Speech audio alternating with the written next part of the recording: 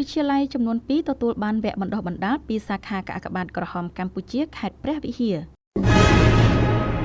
សាខាកាកបាទក្រហមកម្ពុជាខេត្តព្រះវិហារបានបន្តចុះបើកវគ្គបណ្ដុះបណ្ដាលស្ដីពីមូលដ្ឋានគ្រឹះកាកបាទក្រហមអត្ថច័ន្ទក្រហមដល់យុវជននៅវិទ្យាល័យចំនួន2ផ្សេងៗគ្នាក្នុងខេត្តព្រះវិហារគឺទី1វិទ្យាល័យគូលែនស្ថិតក្នុងភូមិគូលែនត្បូងឃុំគូលែនត្បូងស្រុកគូលែននាថ្ងៃទី15ខែឧសភាឆ្នាំ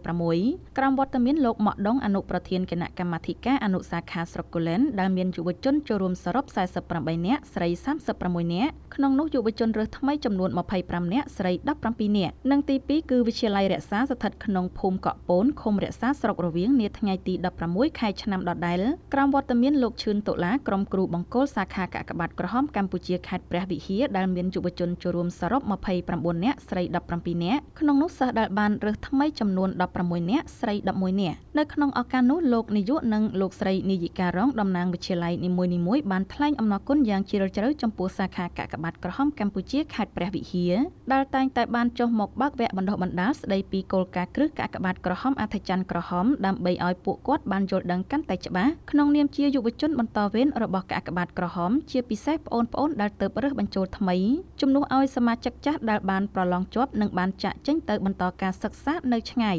អាស្រ័យហេតុនេះលោកនាយកក៏ដូចជាលោកស្រីនាយិការងបានជំរុញដល់បងប្អូនត្រូវប្រឹងប្រែងយកចិត្តទុកដាក់ស្ដាប់និងតាមដានរាល់ការធ្វើបទបង្ហាញរបស់គ្រូឧទ្ទេសដើម្បីទទួលបាននូវចំណេះដឹងល្អៗពីវគ្គបណ្ដុះបណ្ដាលនាថ្ងៃនេះពិសេសវិជ្ជាសង្គ្រោះបឋមដើម្បីយកទៅអនុវត្តឲ្យមានប្រសិទ្ធភាពនៅក្នុងមូលដ្ឋានរបស់ខ្លួនក្នុងស្ថានភាពជាក់ស្ដែងលើកឡើងនេះឱកាសនោះលោកឈឿនតុលាបានឲ្យដឹងថាវគ្គបណ្ដុះបណ្ដាលនេះពិតជាមានសារៈសំខាន់ណាស់ក្នុងនាមប្អូនៗជាយុវជនបន្តវេនរបស់កាកបាទក្រហមហើយលោកក៏បានលើកឡើងអំពីចំណេះដឹងនៃខ្លឹមសារមេរៀនល្អៗសំខាន់ៗទាក់ទងទៅនឹងវគ្គបណ្ដុះបណ្ដាលនាថ្ងៃនេះដែលជាមូលដ្ឋានគ្រឹះកាកបាទក្រហមអត្ថច័ន្ទក្រហមជាពិសេសវិជ្ជាសង្គ្រោះបឋមដើម្បីឲ្យប្អូនៗទទួលបាននូវធាតុចូលសំខាន់ៗយកទៅអនុវត្តក្នុងជីវភាពប្រចាំថ្ងៃក្នុងការចូលរួមក្នុងវិស័យមនុស្សធម៌និងជួយដល់ជនរងគ្រោះដោយគ្រោះថ្នាក់ផ្សេងៗលោកក៏បានផ្ដាំផ្ញើដល់ប្អូនៗត្រូវប្រព្រឹត្តនៅអ្វីដែលល្អៗនិងមានប្រយោជន៍ដល់សង្គមជាតិក្នុងនាមជាយុវជនកាកបាទក្រហមនិងត្រូវធ្វើជាយុវជនគំរូសម្រាប់យុវជនជំនាន់ក្រោយៗទៀត